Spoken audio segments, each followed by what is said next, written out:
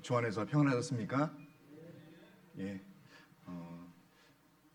한 해 가운데 가장 더운 7, 8월이 진행되고 있습니다.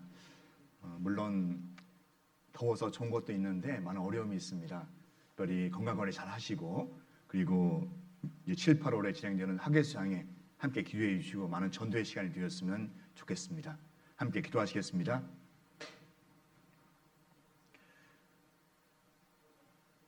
은혜와 사랑에 풍성하신 자비로우신 주님, 참으로 감사를 드립니다. 예수님의 십자가의 보혈로 저의 모든 죄를 사해해 주시고 주님의 자녀 삼아 주셔서 남은 생에 주님과 동행하며 살아갈 수 있도록 함께해 주신 것 감사를 드립니다. 죄 가운데 태어난 저희를 구원해 주셔서 자녀 삼아 주시고 또 몸된 교회를 허락해 주셔서 교회 안에서 함께 주님과 동행하며 복음을 위해 살아갈 수 있도록 인도해 주신 것 감사드립니다. 주님 다시 오실 때까지 늘 교회를 사랑하며 복음을 사랑하며 살아갈 수 있도록 도와주시고 우리와 우리 교회를 통해서 은혜 복음이 활발히 증거될 수 있도록 도와주시옵소서. 주님 앞에 갈 때까지 끝까지 신앙을 지키며 살아갈 수 있도록 도와주시고 주님께서 기뻐하시는 일을 위해서 힘차게 달려갈 수 있도록 함께해 주시기를 간절히 기도합니다. 오늘 주일을 맞이해서 함께 교회에서 말씀으로 교훈을 받으며 예수님의 사랑을 더욱더 알아갈 수 있도록 도와주신 것 감사를 드립니다. 우리 사랑하는 형제자매님들 말씀을 통해서 자신을 돌아보고 또 주님의 사랑을 기억하며 또 다짐하는 시간 될 수 있도록 도와주시옵소서. 이제 이번 주부터 학예수양회가 시작됩니다. 이번에도 많은 분들이 인도될 수 있도록 도와주시고 우리 교회에서도 인도되는 분들 주님께서 그 마음 붙잡아 주셔서 꼭 참석해서 구원받을 수 있도록 도와주옵소서. 또한 저희들 어려운 가운데 판매 봉사를 하게 되었습니다. 봉사하시는 분들을 은혜 가운데 사랑 가운데 지켜주시고 그 일을 잘 감당할 수 있도록 도와주시옵소서. 해외교회를 위해서 간절히 기도합니다. 말씀을 전하시는 선교사님들과 교회와 가족들 주님께서 늘 은혜의 복음으로 지켜주시고 어려움을 잘 감당할 수 있도록 도와주옵소서. 날마다 9만 숫자가 늘어날 수 있도록 함께해 주셔서 더 교회가 든든히 세워져 갈 수 있도록 지켜주시기를 간절히 기도합니다. 오늘 함께하는 모든 시간들 주님께만 부탁을 드립니다. 각 사람에게 은혜 가운데 인도해 주시옵소서. 우리를 사랑하시는 예수님의 이름으로 기도드렸습니다. 아멘. 성경 누가복음 23장입니다.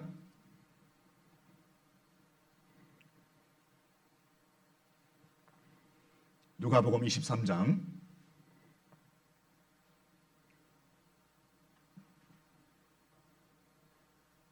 33절 34절입니다.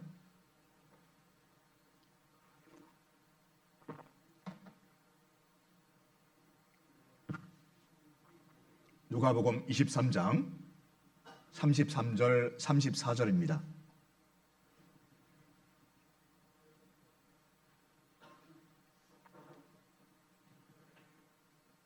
누가복음 23장 33절 34절 33절은 제가 읽겠습니다.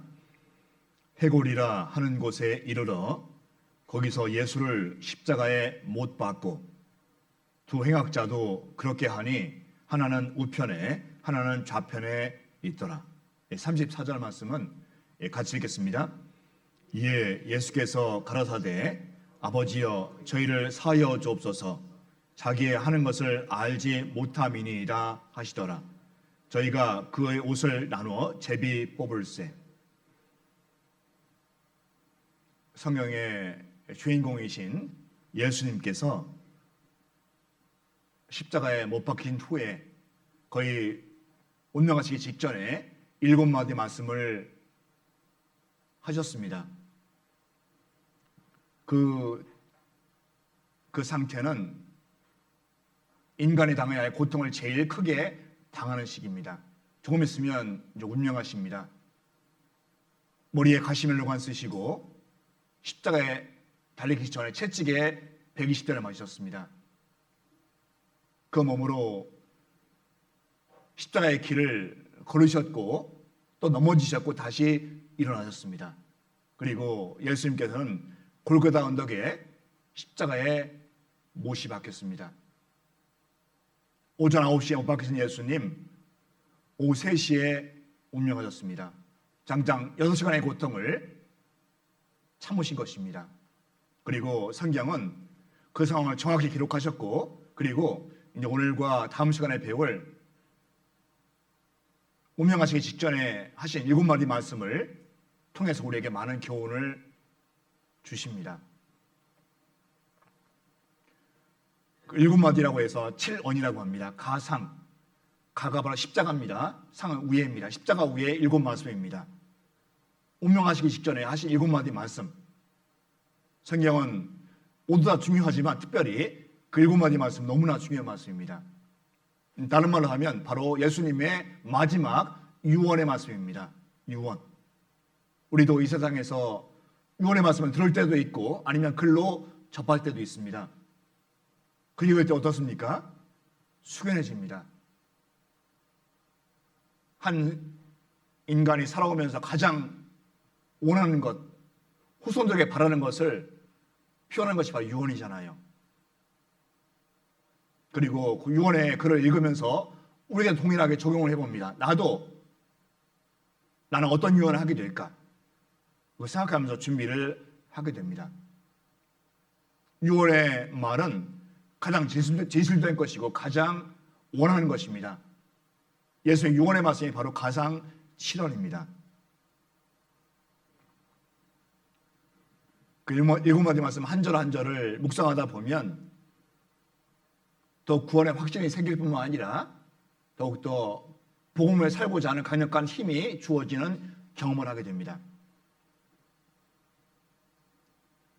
그래서 이번 시간과 다음 시간까지 말씀드릴 가상 7언을 통해서 우리 형제자매들이 약 3가지를 꼭 염두에 주셨으면 좋겠습니다. 첫 번째는 예수님께서 나를 얼마나 사랑하시는가. 예수님께서 나를 얼마나 사랑하시는가 한번 되새겨 보기 바랍니다. 두 번째는 나는 그런 주님을 더욱 사랑하는 마음으로 살고자 하는 마음이 있는가 한번 그 마음을 되새겨 보기 바랍니다. 세 번째는 나를 위해 피 흘리신 주님을 위해서 나는 얼마나 보답하며 살고 있는가 꼭 기억하셨다가 돌아보는 시간 되었으면 좋겠습니다. 예수님께서는 첫 번째 말씀을 용서로 시작을 합니다. 용서. 오늘 본문입니다. 누가복음 23장 33절. 해골이라 하는 곳에 이르러 거기서 예수를 십자가에 못 박고 두 행악자도 그렇게 하니 하나는 우편에 하나는 좌편에 있더라. 골고다 언덕에서 예수님께서 십자가에 못 박히는 장면을 의사인 누가가 정확하게 기록하고 있습니다. 예수님 가운데 계셨고 양두 편의 강도가 못 박혔습니다. 여기는 경계에 있지 않는데 다른 성경에는 처음에는 두 강도가 다 욕을 했습니다. 예수님을. 그런데 한 강도는 예수님의 모습을 보면서 주님께 돌아오게 됩니다. 이 말씀은 다음 두 번째에서 말씀을 자세히 드리겠습니다. 34절입니다. 이에 예수께서 가라사대 아버지여 저희를 사하여 주옵소서 자기 하는 일을 알지 못함이니이다 하시더라. 아버지여 저희를 사하여 주옵소서. 저희가 누구냐면 예수님을 십자가에 못 박도록 이끈 십자가의 원수를 얘기합니다. 만약에 사람이라면 이렇게 하지 못할 것입니다. 벌 받으라고, 저주받으라고, 지옥 가라고 할지 모릅니다. 사람이라면. 예수님께서는 가장 고통스러운 순간에 모르는 사람들의 죄를 용서하기를 바라졌습니다. 처음에 시작부터 바로 용서입니다. 용서. 우리 사람들은 용서하기를 싫어합니다.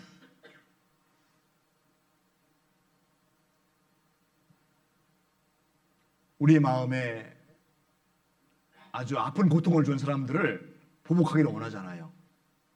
그런데 구원받자마자 마음이 바뀌게 됩니다.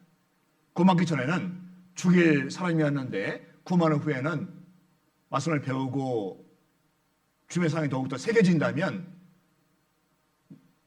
바로 용서의 마음으로 바뀌게 됩니다.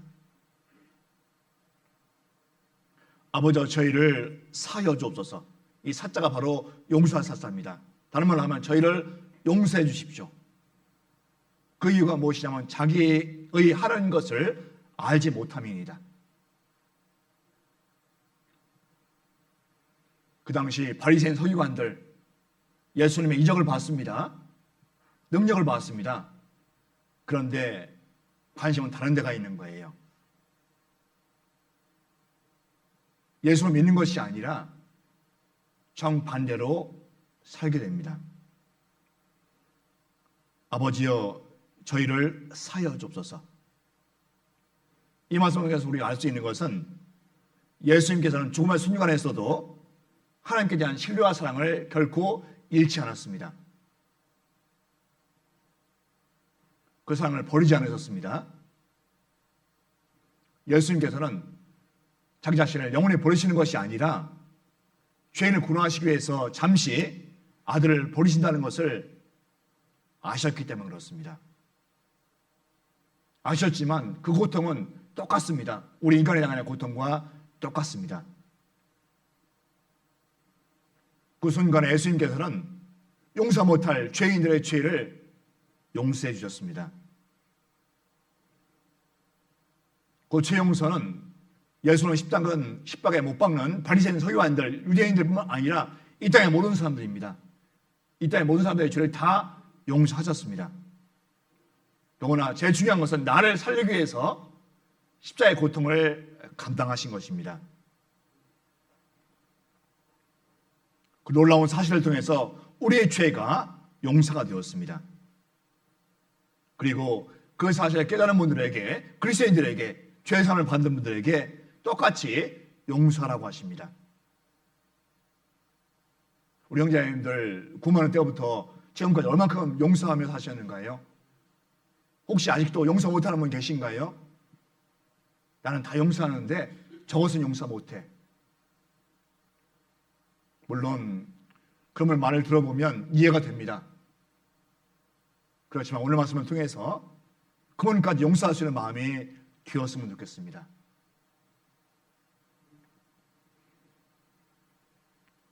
우리에게 용서하라고 하십니다. 우리가 왜 용서해야 됩니까? 왜? 먼저는 용서하지 않으면 우리 자신에게 아무런 유익이 없다는 것입니다. 먼저 우리 자신에게 유익하기 때문에 용서라고 하십니다. 잠언 19장 11절 말씀에 보면 노하기를 더디하는 것이 사람의 슬기요 허물을 용서하는 것이 자기의 영광이니라. 물론 사람은 희노애락을 가지고 살아갑니다. 기쁘기도 하고 노하기도 하고 사랑하기도 하고 즐겁게 살아갑니다. 그런데 희와 애와 락은 좋은데 노할 때가 있잖아요. 노하게 됩니다. 노할 때 어떻습니까? 내 마음도 좋지 않습니다. 상대방 마음도 좋지 않잖아요. 우리 인격을 잘못하면 망가지게 하는 걸 수 있습니다. 노하기를 더디하는 것이 사람의 슬기라고 해서 지혜입니다. 간혹 살다 보면 세상 사람들 만나다 보면 어떤 분들은 쉽게 화를 내는 분이 계십니다. 어떤 분들은 화낼 일도 참는 분이 계십니다. 세상 사람들 가운데. 우리 그리스도인 가운데도 동일하게 적용이 됩니다. 쉽게 화를 내는 분이 계시고 많이 참는 분이 계십니다. 우리 형제님들 어느 쪽에 속하십니까? 나는 쉽게 화를 내시는지 아니면 오랫동안 참으시는지. 만약에 쉽게 화를 내신다면 오늘 말씀을 통해서 돌이키면 좋겠습니다. 쉽게 화를 내서 좋은 것은 아무것도 없습니다. 아무런 유익이 없습니다. 자기한테 아무런 유익이 없거든요. 그리고 우리는 시간 속에 살고 있습니다. 기회 속에 살고 있습니다. 용서하기도 하고 용서를 받기도 합니다.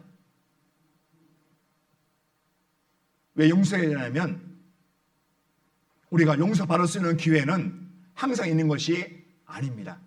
용서받을 수 있는 기회. 우리는 용서받을 수밖에 없습니다. 왜 그러냐면 죄인이기 때문에 그렇습니다. 구원받아도 죄성이 우리를 이끌어가잖아요. 잘못할 수 있습니다. 용서를 구해야 합니다.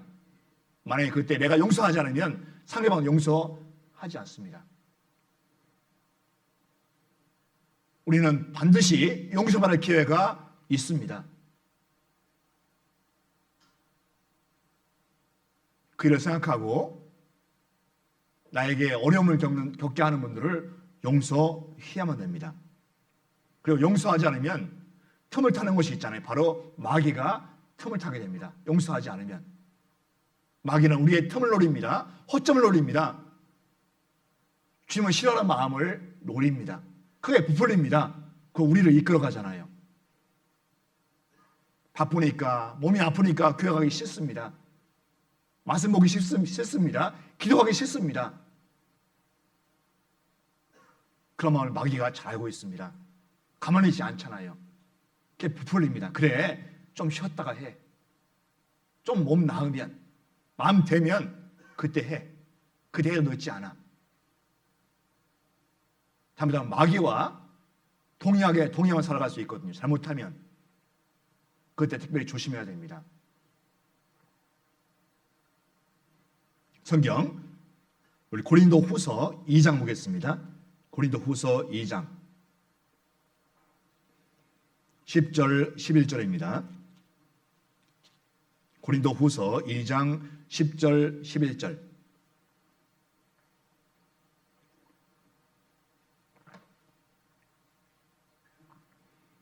고린도 후서 2장 10절 11절입니다.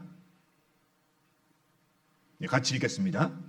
너희가 무슨 일이든지 내게 용서하면 나도 그리하고 내가 만일 용서한 일이 있으면 용서한 그것은 너희를 위하여 그리스도 앞에서 한 것이니 이는 우리로 사단에게 속지 않게 하려 함이라. 우리가 그 괴계를 알지 못하는 바가 아니로라. 제가 함께 읽자고 하면 같이 읽으시면 좋겠습니다.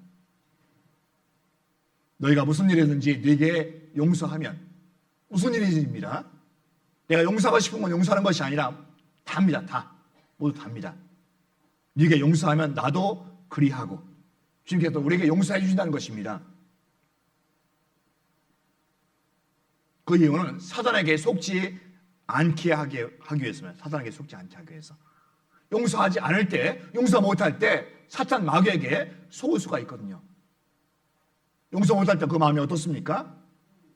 마귀가 함께하는 마음이잖아요. 물론 큰 죄를 졌을 수 있습니다. 상대방이. 그런데 우리는 용서해야 됩니다. 왜 그러면 용서하지 않으면 마귀가 틈을 타기 때문에 그렇습니다. 11절 말씀과 같이 이는 우리로 사단에게 속지 않게 하려 함이라. 용서 못할 때 사단에게 속는다는 것입니다. 사단의 괴계에 이끌린다는 것입니다.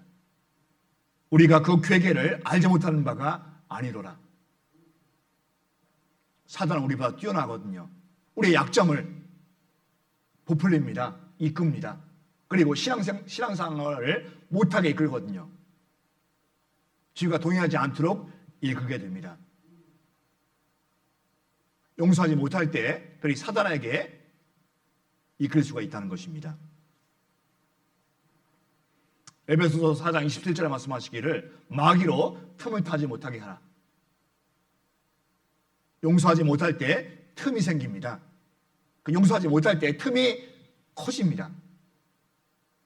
용서하지 못하는 마음이 어떤 마음인가요? 악한 마음이잖아요. 그리스도인은 용서해야 되는데 용서하지 못합니다. 속에서 그냥 볼볼 끓잖아요. 그때 마귀가 틈을 타게 됩니다. 용서 못하게 이끌고 우리의 신앙을 파괴시키게 만들거든요.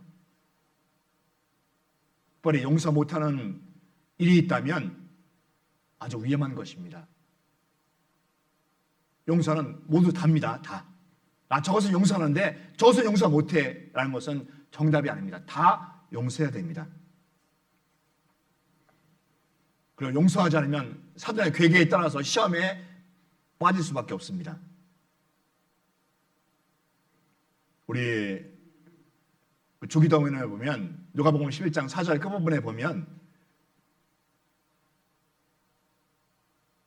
우리가 우리에게 죄 지은 모든 사람을 용서하오니 우리 죄도 사여 주옵시고 우리를 시험에 들게 하지 마옵소서 하라. 용서하지 못하면 시험에 들게 됩니다. 잠깐인 것 같지만 나중에 큰 결과를 낳게 되거든요. 용서하지 못하면 나중에 큰 결과를 맞이할 수가 있다는 것입니다. 그리고 특별히 말세 징조 가운데 용서하지 못하는 죄가 포함이 됩니다. 우리 시대 그런 거 많이 보잖아요. 용서하지 못합니다. 서양 사람들은 그렇다 치더라도 우리 그리스도인이라면 거기에서 벗어나야 되거든요.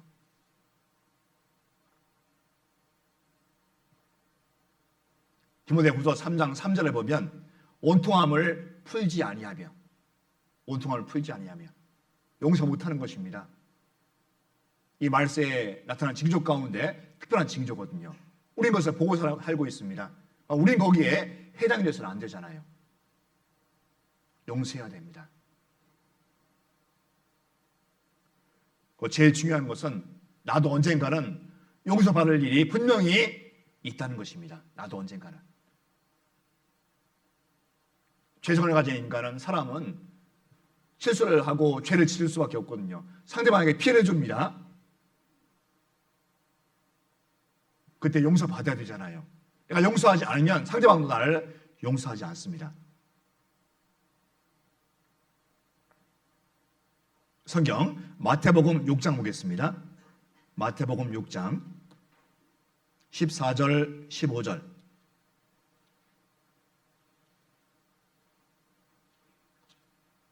마태복음 6장 14절 15절입니다.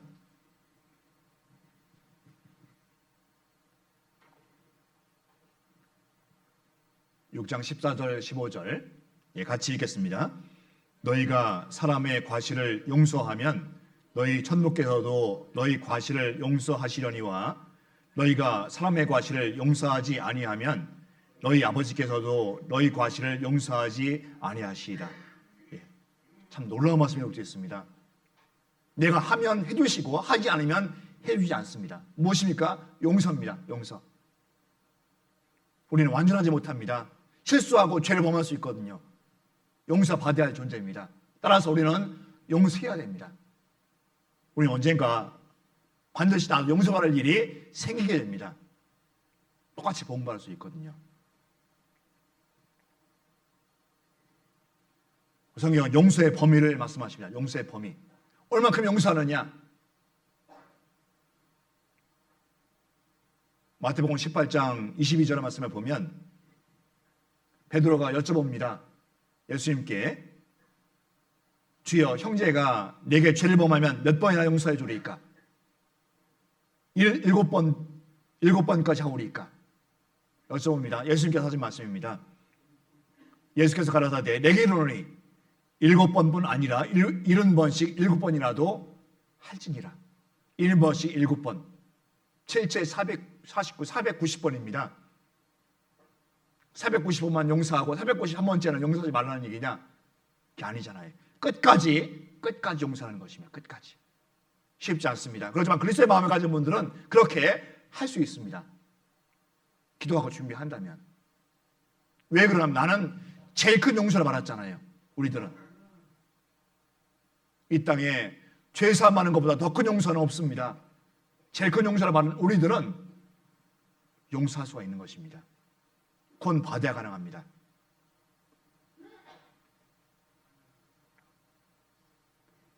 끝까지 용서하는 겁니다. 끝까지. 물론 쉬운 일은 아닙니다. 그러면 내가 그 용서를 받았기 때문에 할 수가 있습니다.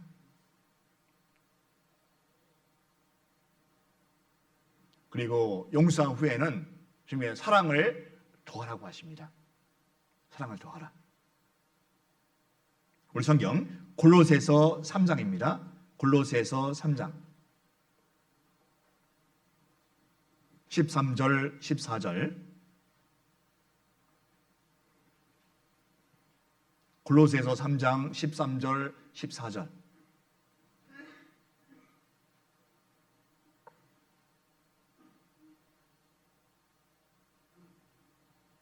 골로새서 3장 13절 14절 같이 읽겠습니다. 누가 네게 혐의가 있거든 서로 용납하고 피차 용서하되 주께서 너희를 용서하신 것과 같이 너희도 그리하고 이 모든 것 위에 사랑을 더하라. 이는 온전하게 매는 띠니라. 사도 바울이 우리에게 간절히 부탁하십니다. 너희도 그리하고 용서하고라는 것입니다. 그리고 마지막에는 이 모든 것 위에 사랑을 더하라고 말씀하십니다. 사랑은 모든 것을 온전케 합니다. 그리고 모든 것을 주의 마음으로 완성시킵니다. 주님께서 사랑은 율법의 완성이라고 말씀하셨잖아요. 용서한 후에는 사랑을 더할 때 가장 아름답게 변해갑니다. 나도 그렇고 용서받는 분도 그렇고.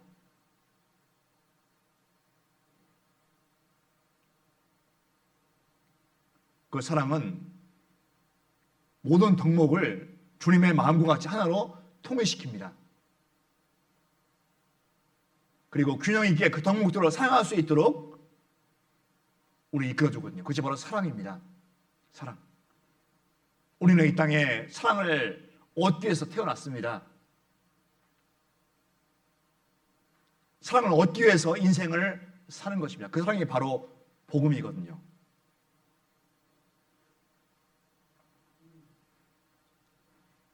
세상 사람들은 용서하는 데 어려움을 느끼지만 우리 그리스도인은 거기서 한 발 앞서야만 됩니다. 용서해야 됩니다. 아주 마음판에 새겨 주십시오. 용서라는 말씀을. 용서. 예수님께서 십자가에서 첫 번째 하신 말씀이 바로 용서입니다. 우리도 용서해야 됩니다. 혹시 한번 돌아보시고 큰 죄가 있는 분들을 용서할 수 있는 마음으로 되었으면 좋겠습니다. 누가복음 23장입니다. 누가복음 23장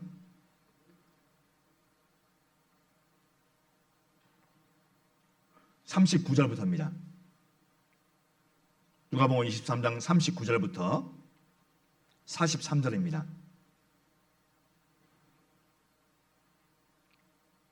누가복음 23장 39절부터 43절입니다. 달린 행악자 중 하나는 비방하여 가로되 내가 그리스도가 아니냐 너와 우리를 구원하라 하되 하나는 그 사람을 꾸짖어 가로되 내가 동일한 정죄를 받고서도 하나님을 두려워 아니하느냐. 우리는 우리의 행한 일에 상당한 보응을 받는 것이니 이에 당연하거니와 이 사람의 행한 것은 옳지 않은 것이 없느니라 하고 42절 43절 말씀은 같이 읽겠습니다. 가로되 예수여 당신의 나라에 임하실 때에 나를 생각하소서 하니 예수께서 이러시되 내가 진실로 내게 이르노니 오늘 내가 나와 함께 낙원에 있으리라 하시니라. 이것이 바로 두 번째 하신 말씀입니다. 첫 번째는 용서고 두 번째는 바로 은혜의 말씀이거든요.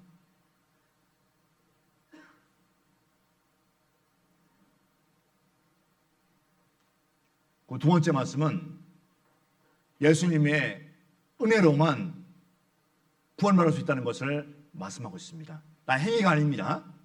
나의 착한 행실이 아닙니다. 주님의 은혜로만 구원받을 수가 있습니다. 그 은혜는 우리의 모든 죄를 용서하시기 위해서 십자가에서 피를 흘리신 것입니다. 그 바로 주님의 은혜거든요. 우리는 이 기사를 통해서 알 수 있는 것은 두 강도의 마지막 모습인데요. 서로 상반된 모습입니다. 대조적인 모습이거든요. 한 강도는 끝까지 주님을 비방했습니다. 한 강도는 돌아왔습니다. 주님께.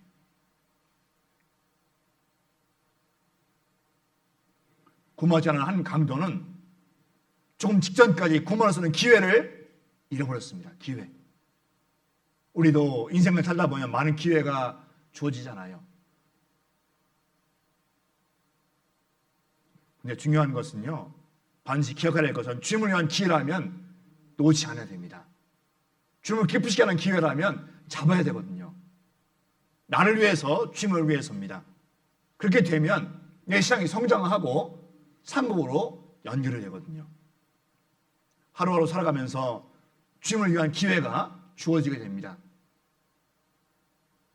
복음을 전할 수 있는 기회가 있습니다. 형제자매와 교제할 수 있는 기회가 있습니다. 봉사할 수 있는 기회가 있습니다. 기도하는 기회가 있습니다. 기회를 항상 주시거든요. 그는 똑같이 받았지만 그 기회를 잡는 분이 계시고 기회를 버리는 분이 계십니다. 우리는 어떻습니까? 우리의 모습은 기회를 저버린 강도.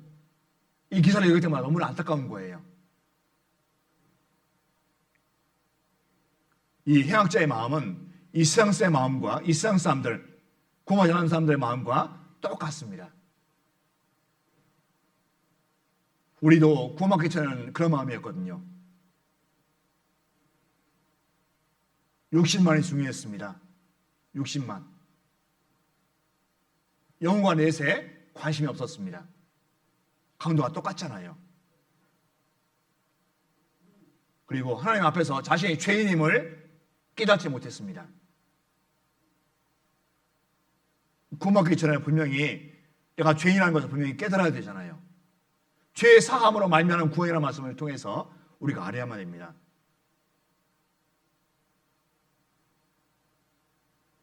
참 우리 교회가 그 성경 강의를 통해서 증거하는데요. 그 순서가 정확하잖아요. 내가 누구고 왜 하나님을 믿어야 되고 그리고 내 죄가 복음과 멀리 있다는 것을 알게 됩니다. 내 죄를 크게 여기는 분들은 또 주님을 의지하게 되거든요. 근데 이 한 강도는 해학자는 정반대입니다. 욕심만 중요했습니다. 그리고 자신이 죄인인 것을 알지 못했습니다. 따라서 예수님이 구원자인 것도 알지 못했습니다. 그 많은 분들은 알고 있지만 이 세상 사람들은 알지 못하잖아요. 예수님이 구원자다 아무리 목이 터져라 얘기해도 신청하지 않습니다. 그 많은 분들은 틀리잖아요. 예수님만이 구원자라는 것입니다. 그런데 한 강도는 죽기 직전에 주님께 돌아옵니다. 어떤 분들은 자기 공로를 의지하는 분이 계십니다. 내가 이만큼 했는데 내가 교회 다닌 지가 몇 년인데 헌금한 액수가 얼마인데 그건 자기 생각입니다. 주님은 그것보다는 주님께 의지하는 것을 바라시거든요.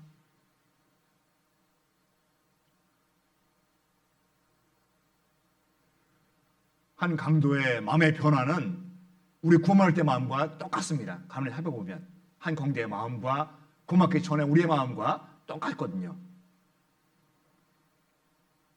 첫 번째는 한 강도는 하나님을 믿고 두려워했습니다. 하나님 믿으면 두려워할 수밖에 없거든요. 안타까운 것은 집회 때 초대는 되지만 1차 말씀을 듣고 나오지 않습니다.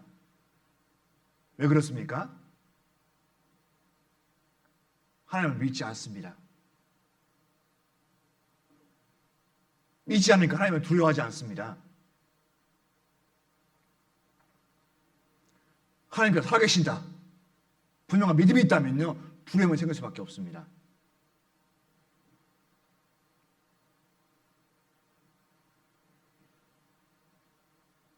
그런데 구원받는 후에도 하나님을 두려워해야 되거든요. 물론 혼날까 봐 하는 두려움이 아닙니다. 죄 지어서 주님 마음을 아프게 할까 봐 두려워해야 됩니다. 구원받는 분들은. 낳고 말았으니까 하나님 안 두려워해. 물론 맞는 말도 될 수 있지만 틀린 말도 되거든요.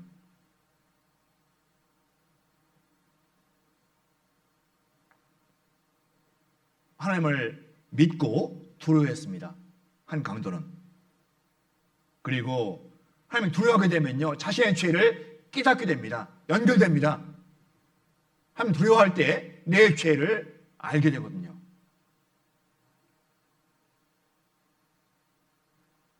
하나님을 두려워하는데 내 죄를 알지 못한다?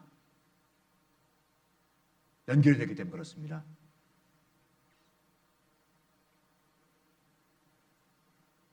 누가복음 23장 41절 말씀과 같이 우리는 우리의 행한 일에 상당한 보응을 받는 것이 이에 당연하거니와 이 사람의 행하는 것은 옳지 않은 것이 없느니라 하고, 자기가 죄인인 것을 깨닫게 되면요, 회개하는 심령이 일어납니다. 연결이 됩니다. 회개하고 복음을 믿으라 말씀대로입니다. 내가 죄인인 것을 알게 되면 회개하는 심령이 일어나거든요. 내 죄가 이렇게 크구나. 내 죄 때문에 지옥 갈 수밖에 없구나. 죄를 돌이키게 됩니다. 그렇기 때문에 더욱더 하나님을 의지하게 됩니다. 그 후에는 내세를 믿고 더욱더 주님을 의지하고 천국을 바라보게 됩니다.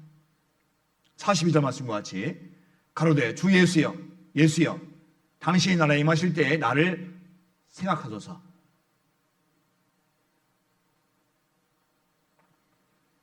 그 전에 것이 다 적용이 될 때 후에 이런 마음이 일어나게 되거든요. 내세를 믿고 주님 나라인 천국을 바라보게 됩니다. 주님을 의지하게 되면요, 천국에 가고 싶은 마음이 커질 수밖에 없습니다. 우리도 마찬가지입니다. 생활 가운데, 신앙생활 가운데 주님 의지한 마음이 크면요, 천국에 가고 싶은 마음이 커지거든요. 정반대로 주님 의지하는 마음이 작으면 천국 가고 싶은 마음도 작게 됩니다. 어쩌면 바로 안 오실지 몰라. 어쩌면 그럼 안 오실지 몰라. 그런 마음으로 살게 되거든요. 그러면 내가 좋아하는 것만 하게 됩니다. 말씀도 게을리 보고, 기도도 게을리 하고, 교회도 게을리 합니다. 마귀가 얼마나 좋아할까요? 주님 의지하는 것이 얼마나 필요한 것인지 잊지 말아야 됩니다. 왜 주님만 의지해야 됩니까? 나의 모든 것입니다. 나의 모든 것. 우리 그리스도인들의 주님은 너무나 특별하거든요. 주님 없으면 못 사는 존재가 바로 그리스도인입니다. 주님 없으면, 주님 안 계시면. 동일하게 성경이 없으면 못 사는 존재가 바로 그리스도인입니다. 말씀을 듣지 않으면 못 사는 존재가 그리스도인입니다. 말씀을 읽지 않으면 못 사는 존재가 바로 그리스도인입니다. 그런데 과연 나는 어떻습니까? 나는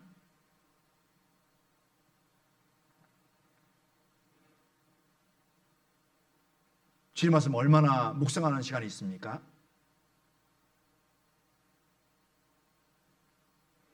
거기가 시작입니다. 실패하면 안 되거든요. 아무리 다른 거 잘해도 그거 잘못하면요, 마귀는 가만히 있지 않거든요. 시작이 잘못됐기 때문에 마귀는 그 마음을 이끌 수밖에 없습니다. 시작부터 잘해야 되거든요. 교회의 중요성을 늘 일깨우는 것입니다. 교회의 중요성. 말씀의 중요성을 늘 일깨우는 것입니다. 교회에 함께 하는 것이고, 말씀을 듣고 읽고 지키며 사는 것입니다. 그것이 시작입니다. 실패하면 안 됩니다. 그리고 십자가에 못 박혀서 고통을 당하시지만 예수님의 어려운 모습이 강도의 마음을 변화시켰습니다. 조금 있으면 운명하십니다. 그 고통은 이루말할 수가 없을 겁니다. 고통은. 거기서 비명을 지르시겠습니까? 예수님은 참으셨습니다. 얼마나 고통스러우셨겠습니까? 운명하시기 전에. 의연한 모습입니다. 의연한 모습. 당당한 모습입니다. 두려움이 없는 모습입니다. 그 모습을 한 강도가 본 거예요.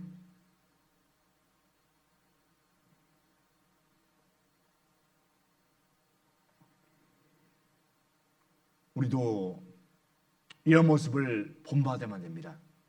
우리가 여기서 알 수 있는 것은 그리스도인의 선한 모습과 선한 말이 많은 사람에게 복음을 알릴 수 있는 큰 기회가 된다는 것입니다. 우리의 선한 모습, 선한 말, 우리 주변의 분들에게 복음을 알릴 수 있는 놀라운 기회가 된다는 것입니다. 우리 주위에 있는 분들은 우리의 마음을 기다리고 있거든요. 그것이 바로 기회잖아요.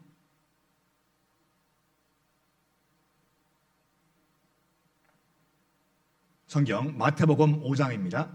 마태복음 5장 16절. 마태복음 5장 16절.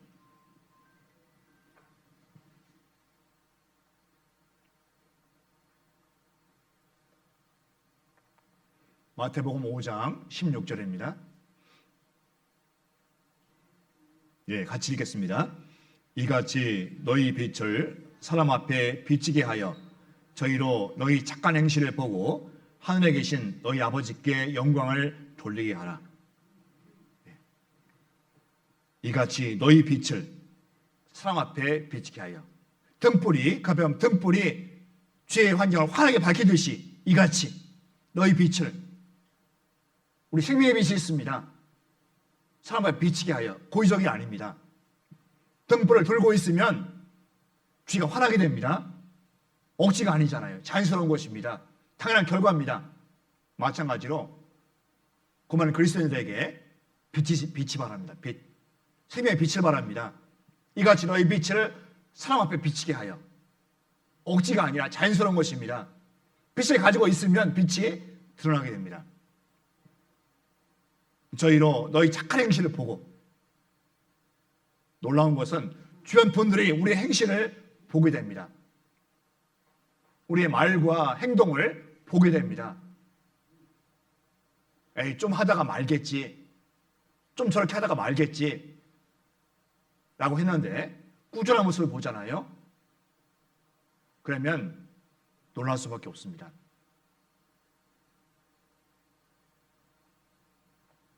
물론 어려운 일이지만 우리 주변에 있는 분들이 그런 분이 계신가 한번 살펴봐야 되거든요. 나를 통해서 그런 분이 계시느냐.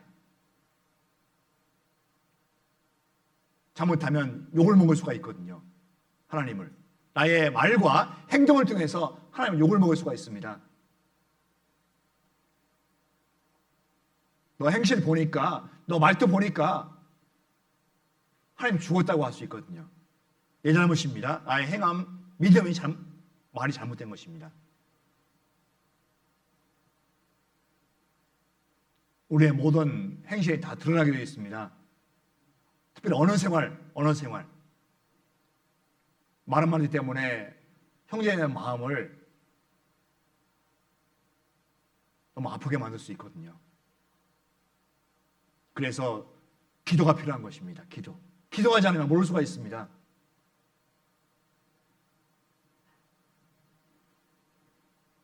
이제 특별히 덥습니다. 여름이니까. 짜증도 나고 화도 날 때가 많이 있을 때가 있거든요. 그때 언어 되게 조심해야 됩니다. 언어. 함부로 뱉은 말 한마디가 상대방 마음을 어렵게 하거든요.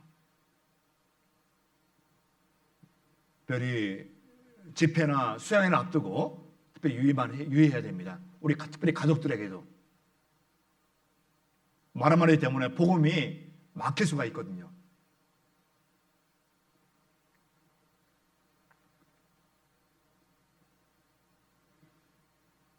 그리고 한 강도가 돌아온 모습을 통해서 우리가 알 수 있는 것은 한 영혼을 천하보다 귀히 여기시는 예수의 마음을 우리가 알 수 있습니다. 한 영혼이 천하보다 귀하다고 말씀하십니다. 한 영혼. 한 영혼과 이 온 천하는 바꿀 수가 없습니다. 이뤄진 한 영혼. 주님은 이뤄진 한 영혼을 돌이키기 위해서 33년 만에 생애를 사셨잖아요. 우리도 마찬가지입니다. 그 많은 분들은 이뤄진 한 영혼을 이끌기 위해서 우리 인생을 사는 거잖아요. 마태복음 16장 26절에 말씀하십니다. 사람이 만일 온 천하를 얻고도 제 목숨을 잃으면 무엇이 유익하리요? 사람이 무엇을 주고 제 목숨을 바꾸겠느냐? 온 천하와 목숨과 비교합니다. 목숨이 더 크다는 거잖아요. 온 천하보다는. 온 천하를 얻고도 제 목숨을 잃으면 무엇이 유익하리요? 가끔씩 안타까운 기사를 볼 때가 있습니다. 실제 일어난 사건들이 많이 있거든요. 대학생인 여학생이 사식 공부를 했습니다.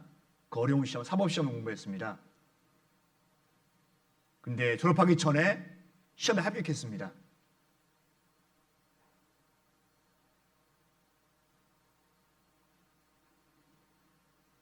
합격 동의서를 받고 집으로 돌아오는 길에 운명이 바뀌었습니다. 기사가 났거든요. 제일 어려운 시험을 합격해서 이제 행복한 길만 남았잖아요. 그런데 그 학생 장래가 어떻습니까? 운명이 바꾼 것입니다. 죽을 맞이했거든요. 신문에 기사가 났습니다. 저는 그 기사 보면서 너무나 마음이 아픈 거예요. 이 말씀이 기억났습니다. 사람이 만일 온천을 얻고도 제 목숨을 잃으면 무엇이 유익하리요? 온천을 얻고도. 그렇잖아요. 사실 합격생은 온천을 얻는 거랑 똑같습니다. 제 목숨을 잃으면 무엇이 유익하리요? 무엇을 주고 제 목숨과 바꾸겠느냐? 주님은 이러진 한 사람의 영혼을 너무나 귀히 보셨습니다. 그리고 누가복음 15장 7절에 말씀하십니다. 이와 같이 죄인 하나가 회개하면 하늘에서는 회개할 것 없는 의인 99을 인하여 기뻐하는 것보다 더하리라. 가만히 한번 생각해 보세요. 얼마나 기뻐하시는지. 죄인 하나가 회개하면 우리 교회를 통해서 한 사람이 구원받고 교회 가운데 함께 할 때입니다. 회개하면 천국에서는 잔치가 일어나거든요. 주님께 아마 웃으실 겁니다. 기뻐하실 겁니다. 그런 모습 우리가 봐야 되잖아요. 우리 교회를 통해서.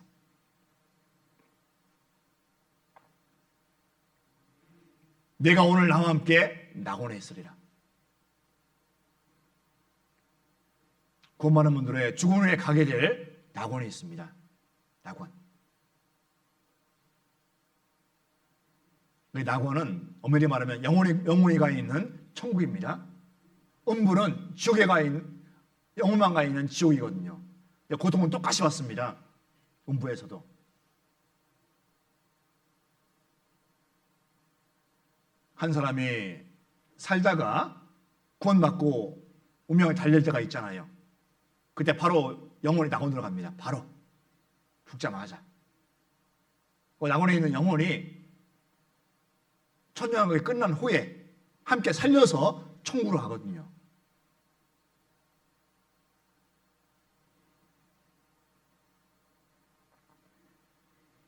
이 말씀을 통해서 우리가 알 수 있는 것은 예수님을 믿을 때 천국이 적심한다는 것입니다. 예수님 믿을 때. 근데 잠깐 오해할 수가 있습니다. 믿는다. 교회 다닌다.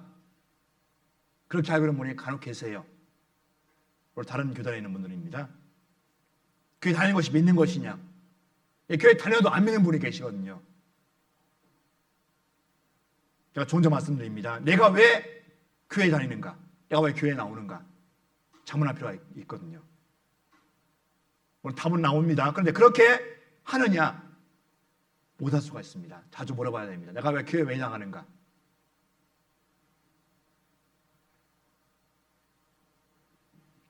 예수님을 믿을 때, 예수님이 하신 일을 믿을 때 천국이 바로 우리에게 임하거든요. 어떻게 합니까? 성령께서 바로 오십니다. 내 안에 믿을 때 동시에입니다. 야, 예수님께서 내 모든 죄를 다 십자가에서 용서하셨구나. 대신 피 흘리심으로 인해서 그 사이 믿어질 때 동시에 내 안에 성령께서 와 계십니다. 오십니다. 이게 증거잖아요. 그리고 내가 오늘 나와 함께 낙원에 있으리라. 그 말씀은 오직 예수님만이 천국에 가는 유일한 길입니다. 예수님만이.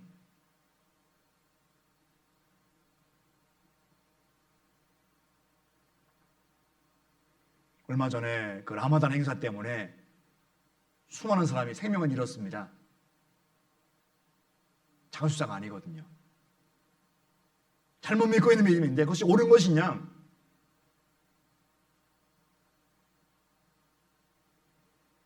잘못된 길로 갔습니다.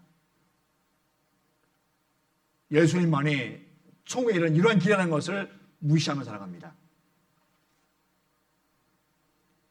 사도행전 4장 12절 말씀과 같이 다른 이로서는 구원을 얻을 수 없나니 천하 인간의 구원을 얻을 만한 다른 이름을 우리에게 주신 일이 없음이라 했더라. 다른 이름이 없습니다. 오로지 예수님뿐입니다. 요한복음 14장 6절에 내가 곧 길이요 진리요 생명이니 나로 말미암지 않고는 아버지께로 올 자가 없느니라. 내가 예수님이십니다. 길이요. 무슨 길입니까? 하나님께로 가는 길입니다. 예수님을 통하지 않고는 하나님께로 갈 수가 없습니다. 요한복음 11장 3절에도 말씀하십니다. 영생은 곧 유일하신 참 하나님과 그의 보내신 자 예수 그리스도를 아는 것이니라. 처음에 바로 하나님입니다. 다음 예수님입니다.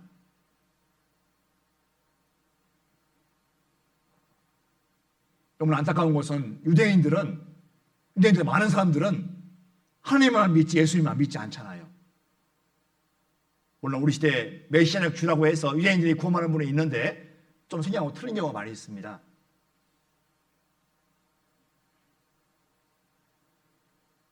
내가 곧 길이요 진리요. 성경 말씀이잖아요. 진리. 생명입니다. 우리에게 생명을 주시는 분입니다. 오직 예수님 뿐이잖아요. 그래서 거만한 분들은 그 예수님을 놓을 수가 없습니다. 예수님과 떨어져서 살 수가 없습니다.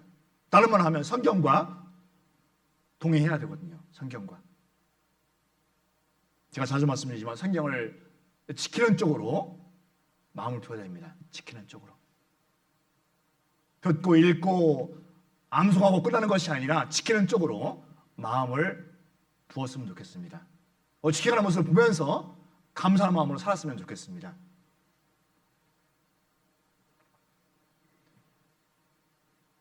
그리고 한 강도가 돌아온 기사를 보면서 우리가 알 수 있는 것은 우리 인생 가운데 회개하기에 너무 늦은 때는 없다는 것입니다.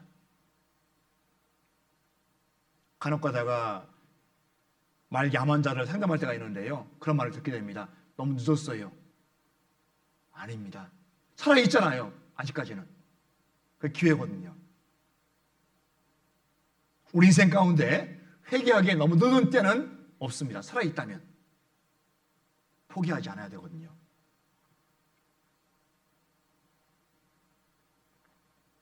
내가 오늘 나와 함께 낙원에 있으리라. 낙원.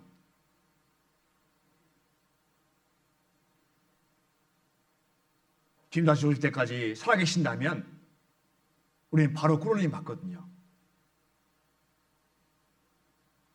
그런데 그때까지 주님 오시기 전에 휴게 가신 분들은 바로 낙원으로 가게 됩니다. 가장 행복한 시간이거든요. 물론 죽음은 슬프고 어려운 시간이지만 한 개인에게는 가장 행복한 시간이거든요. 주님과 함께 영원토록 살게 됩니다.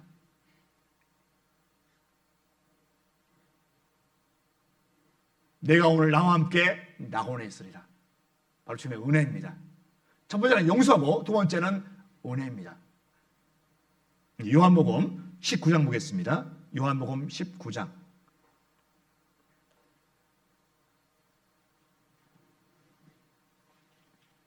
25절로 27절입니다.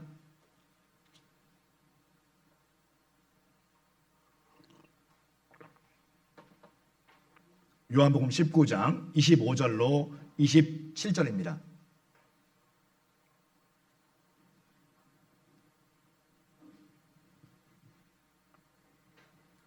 예수의 십자가 곁에는 그 모친과 이모와 글로바의 아내 마리아와 막달라 마리아가 섰는지라. 예수께서 그 모친과 사랑하시는 제자가 곁에 서는 것을 보시고 그 모친께 말씀하시되 여자여 보소서 아들이니이다 하시고 또 그 제자에게 이르시되 보라 내 어머니라 하신대 그때부터 그 제자가 자기 집에 모시니라. 이 말씀이 바로 세 번째 하신 말씀입니다.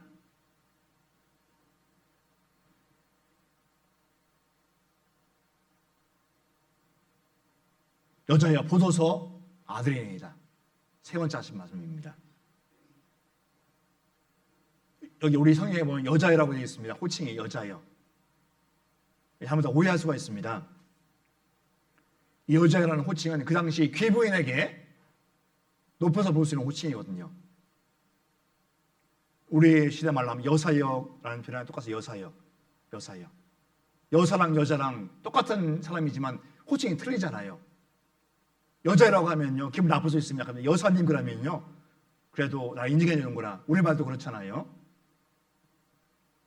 이 여자라는 호칭은 그 당시 귀부인을 높여 부르는 호칭입니다. 공식적인 호칭이거든요. 우리말로 보내면 조금 이상할 뿐이지요. 오늘은 아닙니다. 다만 예수님은 마리아를 어머니로 간주한 것이 아니라 한 여자로 간주하는 것입니다. 특별히 천주교회, 로마 카톨릭은 성경과 정반대로 믿고 있잖아요. 마리아를 앞에 성모라고 하면 성모, 예수님을 낳아준 어머니라고 성모, 그리고 예수님보다 더 떠받들잖아, 우상같이. 성당에 가면 성모 마리아 상이 있습니다. 예수님보다 더 떠받들거든요. 성경은 그런 뜻이 아닌데. 여자의 보소서 아들이니이다. 이 말씀 오해하면 안 됩니다. 잘못하면 보십시오, 보세요, 내가 당신의 아들입니다. 이런 말로 읽힐 수 있는데 이런 말이 아닙니다. 당신은 왜 나를 아들이라고 생각하십니까? 보세요. 옆에는 요한이 바로 당신의 아들입니다. 그런 뜻이거든요. 문맥도 이해하면 오해할 수가 있습니다. 여기에는 마리아라는 호칭을 사용했습니다. 마리아라는 호칭을. 이 말씀을 가만히 보면요, 예수님께서 십자가 밑에서 이루어진 새로운 영적 관계를 분명하게 선언하신 것입니다. 영적 관계입니다. 제가 이 말씀을 준비하면서 인터넷 검색을 해봤더니요, 이렇게 가르치는 교회가 아무도 없습니다. 새로운 영적인 관계다 얘기하는 게 없거든요. 거기다 효를 강조합니다. 효. 물론 효도 중요하지만 더 중요한 것은 새로운 영적 관계를 나타낸 거거든요. 이 말씀을 통해서.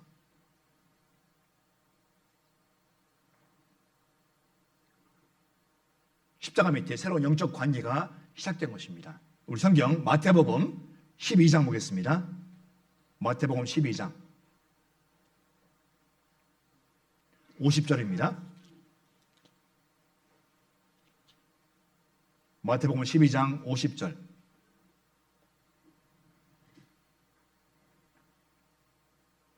마태복음 12장 50절입니다. 같이 읽겠습니다. 누구든지 하늘에 계신 내 아버지의 뜻대로 하는 자가 내 형제요 자매요 모친이라 하시더라. 예. 여기 말씀 읽어보면 새로운 영적 관계를 우리가 이해할 수가 있거든요. 십자가 안에서 새로운 영적 관계를 선언하는 것입니다.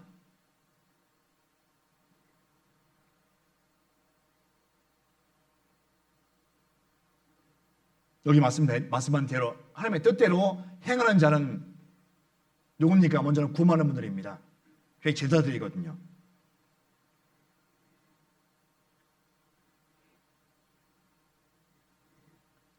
우리는 현재 이 땅에 살고 있지만 한 가족이나 마찬가지입니다. 한 가족. 구원하는 분들은 한 가족이거든요. 한번 둘러보세요. 우리 가족들 한번 둘러보세요. 가족입니다. 한 가족. 물론 식구는 아닌데요. 영적인 식구랑 똑같거든요. 한 가족입니다. 예수님은 십자가 밑에서 그 가족 관계를 선언하신 것입니다.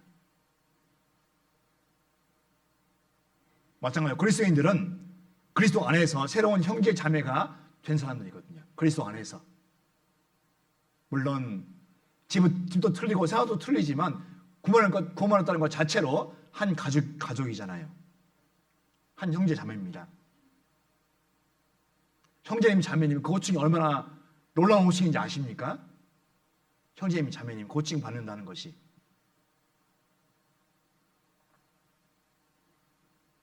구원받지 못하면 호칭 부릴 수가 없습니다. 한 가족이라는 것이거든요. 한 가족. 그리고 영원토록 함께 살 분들입니다. 이 땅에서도 그렇고 천국에서도 그렇고 영원토록 함께 살 분들이거든요.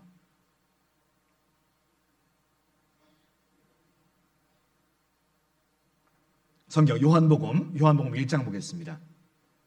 요한복음 1장 13절입니다.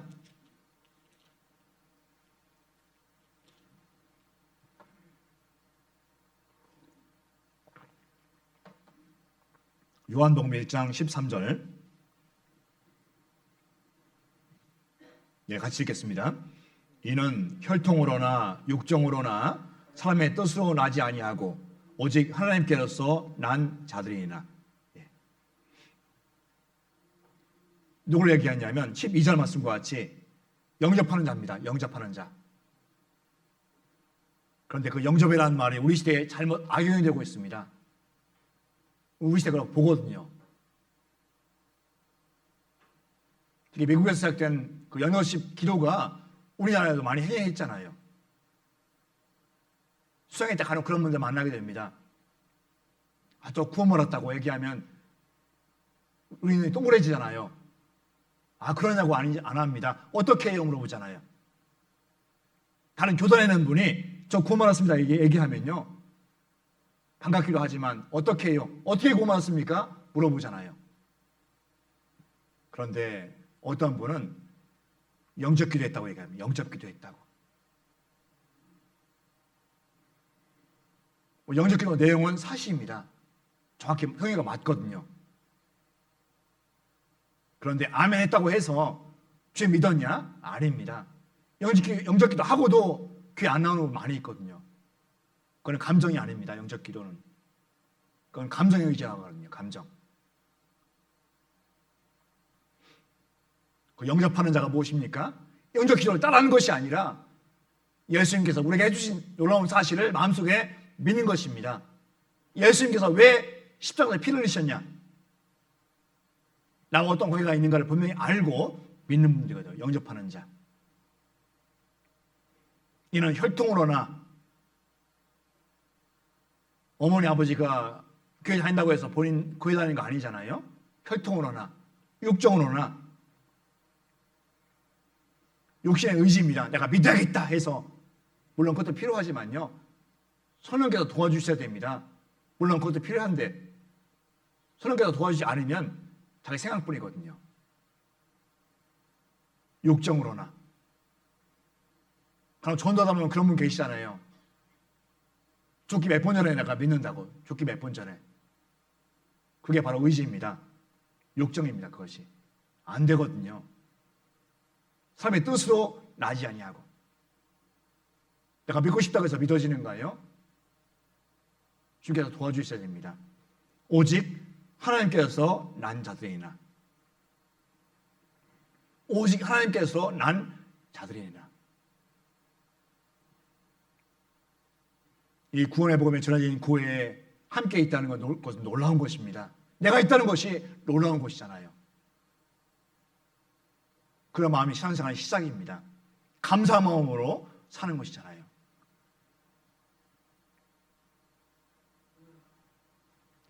그 말은 우리는 한 아버지 밑에서 한 거룩한 가족이며 천국에서 영원토록 살아갈 사람들이거든요. 한 가족입니다.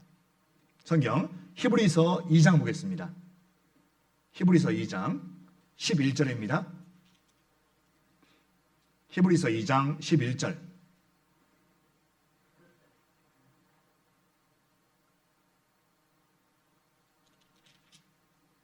(2장 11절) 예, 같이 읽겠습니다.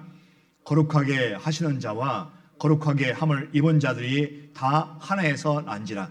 그러므로 형제라 부르시기를 부끄러워 아니하시고. 예. 거룩하게 하시는 자 하나님이십니다. 거룩하게 함을 입은 자 구원받은 그리스도인입니다. 다 하나에서 난지라. 복음으로 태어났습니다. 성령께서 함께 하셨습니다. 그러므로 형제라 부르시기를 부끄러워 아니하시고. 형제 안에는 자매도 포함됩니다. 형제 자매라 부르시기를 부끄러워 아니하시고. 죄인으로 살다가 복음을 통해서 구원받고 교회 안에서 형제자매라 부름받잖아요. 놀라운 사실입니다. 가장 값진 것입니다. 형제님 자매님 호칭하는 것이. 그리고 이렇게 살다가 주님께 가는 거잖아요. 우리 신앙생활입니다.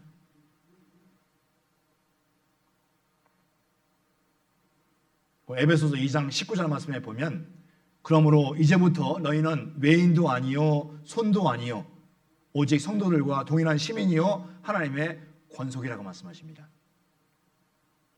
외인도 아니요 손도 아니요. 손은 손님입니다. 외인도 아니고 손님도 아닙니다. 오직 성도들과 동일한 시민이요 하나님의 권속 가족입니다. 구원받은 분들은 십자가 밑에서 영적인 가족 관계가 형성이 되었습니다.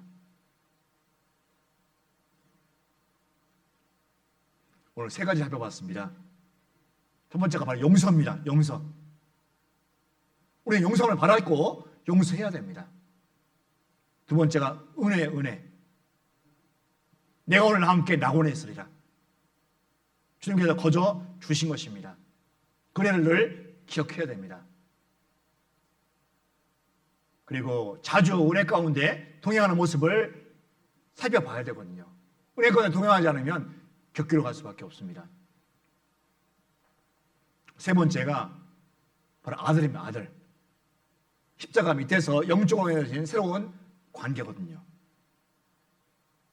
오늘 세 가지를 살펴봤습니다.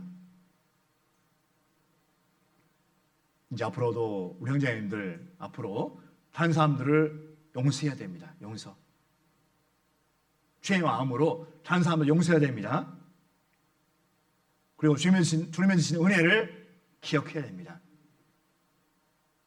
그리고 영적인 가족인 우리 형제자매들이 얼마나 소중한 분들인가를 잊지 않은 우리가 되었으면 좋겠습니다. 다음 시간에 이어서 말씀드리겠습니다. 네, 기도하시겠습니다. 저희를 사랑하시는 살아계신 우리 아버지 하나님, 참으로 감사를 드립니다. 우리를 구원해 주셔서 주님의 자녀 삼아 주시고 소중한 형제 자매들과 함께 이 마지막 때를 복음을 위해 살아갈 수 있도록 이끌어 주신 것 감사드립니다. 오늘 말씀을 통해서 우리가 구원받는 것이 얼마나 큰 일인가를 한번 상고해 보았습니다. 주님께서 용서하셨듯이 용서의 마음으로 우리를 이끌어 주시고 또 그 은혜를 기억하며 함께 구원받은 우리 형제자매들을 소중한 마음으로 대할 수 있도록 도와주시옵소서. 천국에 갈 때까지 말씀을 순종하는 삶을 살아갈 수 있도록 도와주시고 또 우리 교회를 통해서 많은 영혼들이 주님께 들어올 수 있도록 우리 형제자매들 사용해 주시기를 간절히 기도합니다. 이제 이번 주부터 학예수양회가 시작됩니다. 무더운 여름이지만 전도되는 분들 모두 구원받을 수 있도록 도와주시고 또 함께 봉사하시는 우리 형제자매들 사랑과 은혜 가운데 지켜주시고 함께해 주시기를 간절히 기도합니다. 우리 형제자매들 더운 날씨에 건강시켜 주시고 또 예언권에 함께해 주셔서 주의 복음을 위해 힘차게 살아갈 수 있도록 도와주시옵소서. 모든 것 주님께만 의지하오며 우리를 사랑하시는 예수님의 이름으로 기도드렸습니다. 아멘. 찬송하시겠습니다. 은혜의 찬송 97장입니다.